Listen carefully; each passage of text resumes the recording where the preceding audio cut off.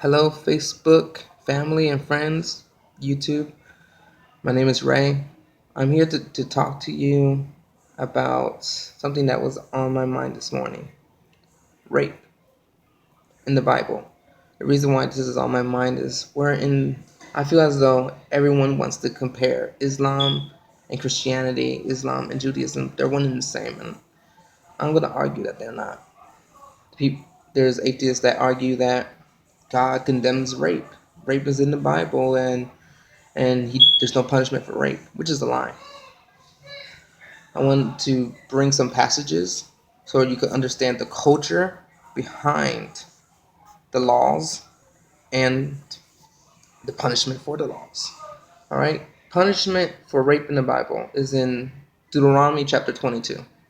There's two punishments. There's two types of punishments. If a man rapes a woman that was a fiance or was going to be married or was married, he was killed. If he were to rape a virgin that wasn't a fiance to somebody, wasn't going to get married, he had an option to marry her. And the option is he would have to pay the father a certain amount of money and then they'll be married. Well, that's where the people have a problem. They're like, oh, so she gets raped and then she has to marry her rapist. That's cruel, right? Well, you got to understand the culture back then. The culture is you don't marry someone that's not a virgin. And the rape victim, she's raped by this guy, and she's not going to get married. No one's going to marry her. That's how the culture is. This happened in the book of Genesis. Now let's understand how people viewed rape back then. In the book of Genesis, chapter 34, Jacob's daughter Dinah, gets raped by a prince, and the king goes to Jacob and offers pretty much what Deuteronomy offers. He says, my son was foolish. He's madly in love with your daughter. Let her marry him. We will give you our daughters for your sons to marry, and you give us your sons for our daughters to marry. We will become one people. Well, the sons hear about this and they trick the king. They say, yeah, we'll give you our sister only if every man in your town, in your city, in your country get circumcised. For we don't intermarry with people that aren't circumcised. So the king goes back and tells his people, hey, these people are rich in land and not in land. They're rich in possessions and livestock. If we intermarry and become one people, eventually all that is theirs will become ours. So the people are enticed because Jacob had gold. He had livestock. He was rich in these things. But the people agreed. They all get circumcised. And why they are healing from their circumcisions, Jacob's sons, the 12, they kill every man in the village. Jacob's reply to them is, what have you done? When the people of the other nations hear what we have done, they're going to smite us out. We're done. We're small. We're a small group. What the hell are you thinking? You killed us all. You doomed us. Their reply to their father was, they dishonored you and us by violating our sister. So that gives you an idea of how rape was viewed in that culture. Rape was a crime, a disgusting crime. And the reason why Deuteronomy offers the same motive that the king offered Jacob, was because you could either have your revenge, kill the man that raped your virgin daughter, and then your daughter will live the rest of her life, no kids and no family. This is echoed in Second Solomon chapter 13, Tamar and Absalom. Absalom is the king's son, and Tamar is the daughter of the king. But they're step brothers and sisters. Well, Absalom is madly in love with Tamar. And he devises a plan to get alone with her in a room where he decided to rape her. In the midst of fighting her down and trying to rape her, she tells him, don't do this foolish thing. This is not done in Israel. No one does this. Don't do this. Just ask the king for my hand in marriage and he will give you to me. Well, he doesn't listen and he rapes her. After he rapes her, it says that his love becomes hate, and then he ends up hating her more than he ever loved her. And he tells her to leave, and she says, "No, don't tell me to leave now, because what you are doing now is worse than what you have already done." Well, he tosses her out, and the story goes that she runs to her brother, her blood brother. She rips her veil. She's no longer a virgin, and she ends up living with her brother the rest of her life and never gets married, never having children. Well, her brother ends up having revenge, kills Absalom. He kills him for what he did, and there's a long story to that, the redeemer to redeem the honor of his sister, but she still ends up the rest of her life not getting married, not having a family, and back then children were the pride of joy.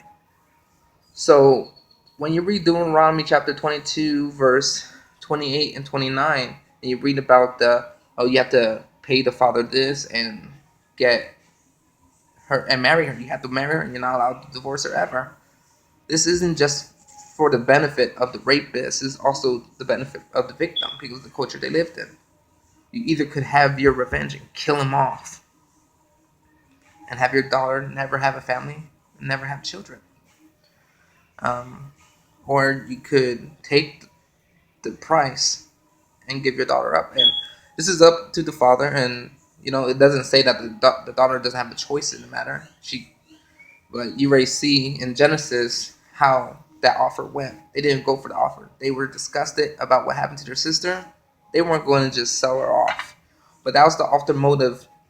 That's pretty much God's mercy. People think God became merciful in the New Testament, and that before the New Testament, the Old Testament, he's cruel. He's just, as soon as you do something bad, you're smite, you're gone.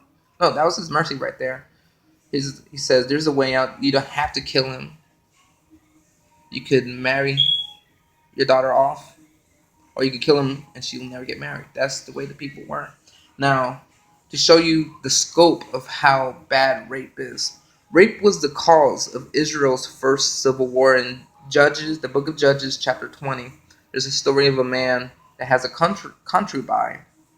They have an on again, off again relationship. I guess they get in a fight. She goes and moves with her father in a different land. 3 months later, he comes to get her. After leaving his father-in-law's, he takes her. They go into the land of Benjamin to spend the night. There's no hotels. They spend the night with an old man.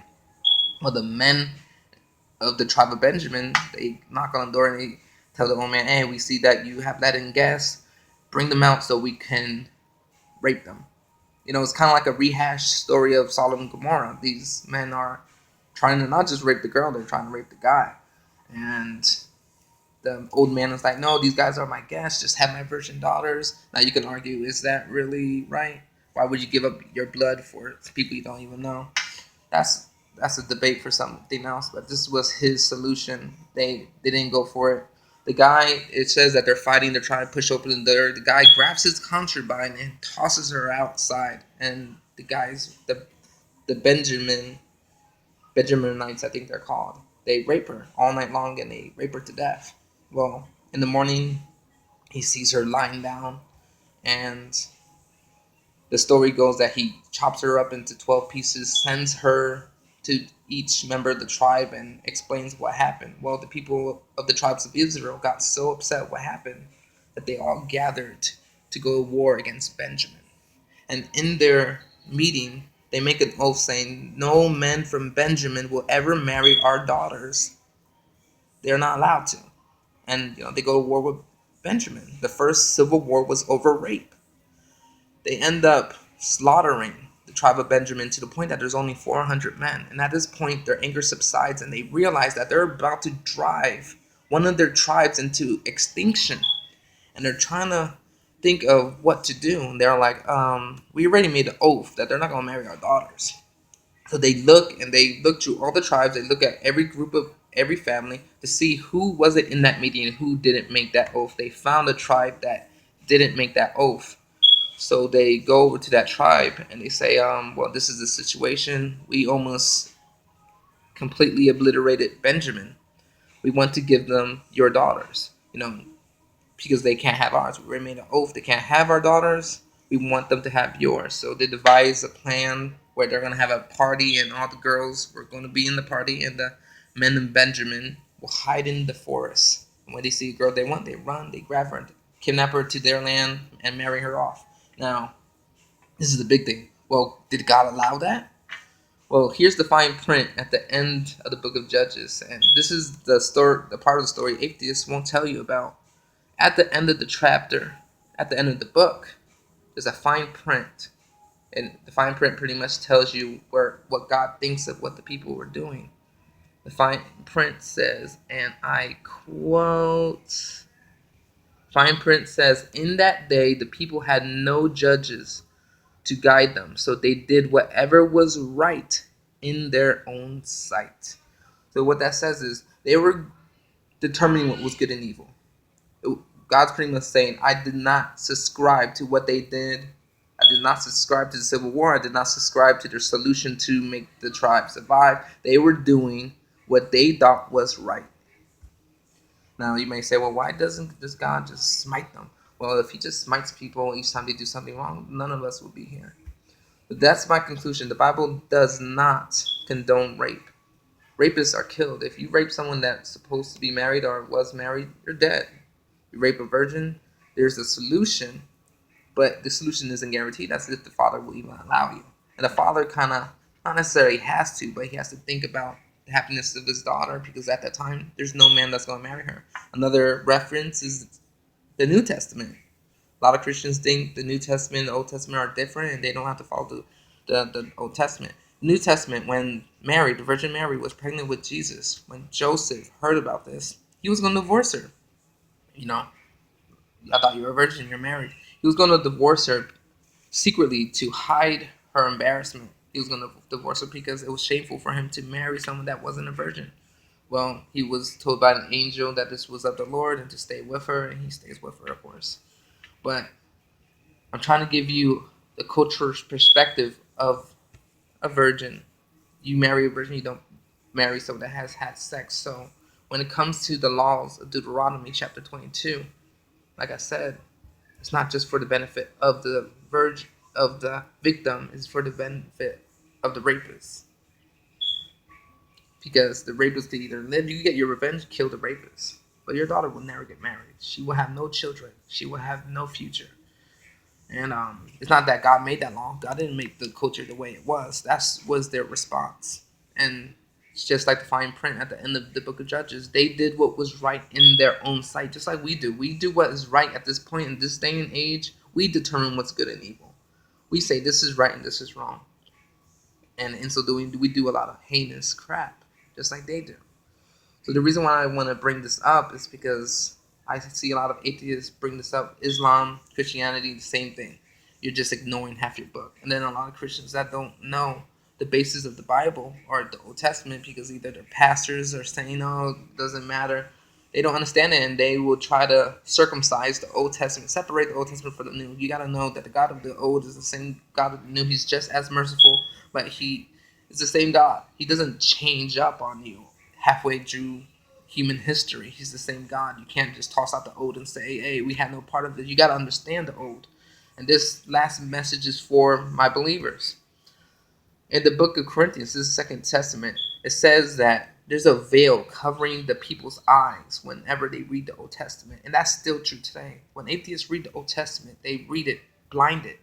They just see cruelty and anger and hatred, and they believe that's our God. Our God is a tyrant. He's blind. They're blinded by this veil, and it says the only thing that could lift that veil that's covering our eyes is to accept Jesus Christ. Once you accept Jesus Christ and you got the Holy Spirit, he will reveal to you the truth and the motives and the situations that involve the laws of Moses, the laws of Deuteronomy. And these laws still take place. And I would argue, if you read the book of Deuteronomy, there's a chapter that says the blessings of a nation that follow the Lord. And then next to that chapter, there's the curses of a nation that turn away from the Lord. Now, if you read the curses of the nations that turn away from the Lord, and you look at what's happening in Europe, and what's happening in the EU and the UK, and what's happening in America, you will see that we are hitting the nail on the head of a nation that turns away from God, and we are experiencing those curses.